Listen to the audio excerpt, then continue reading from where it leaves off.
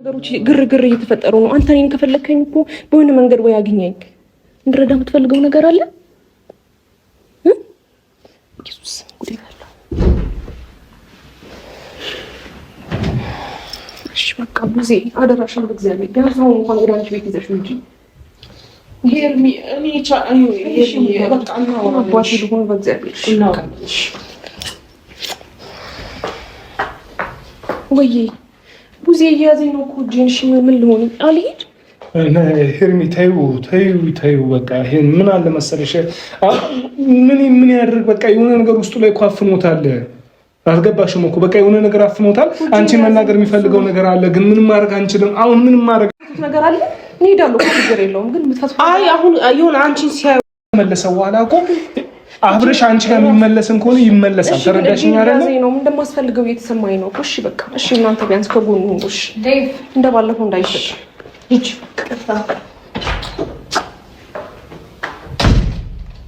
እንወስዳለን። እንግዲህ እሱም ከዚህ ቤት አልሄድም ነው አይደል ያለው። እናንተም ከኛ እንዲለይ አንፈልግም ነው አይደል?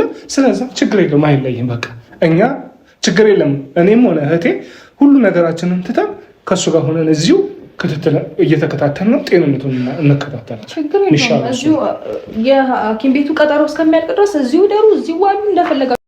ቀላል እኮ ነው አይደል እንዴ? ዴቭ ምንድነው እየተፈጠረ ያለው? ለቀቂው፣ አንቺ ልቀቂ፣ ወደዛ ታልቀቂኝ። አንቺ ያፈዘሽ አይበቃሽም? ልቀቂኝ፣ ያፈዘሽ አይበቃሽም? አገቡ ድርሽ እንድትይ አልፈቅድልሽም። ታኛለሽ በፍቅሬ ምን አልተረዳ።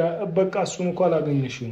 የሚመልስልሽ መልስ እኮ የለም። በአይኑ ቢያንስ በአይኑ የሆነ ነገር መልዕክት እኮ እየነገረሽ ነው። በቃ ገባሽ አይደል? ምንም ሊልሽ እኮ አልቻለም። እንዴ ፋታ ሊሰጡን አልቻሉም እኮ አብርሽ።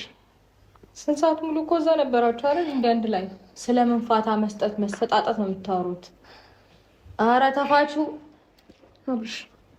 ሌላ ነገር ውስጥ እንድንገባ ነው እንዴ ዴቭ የምፈልጉት?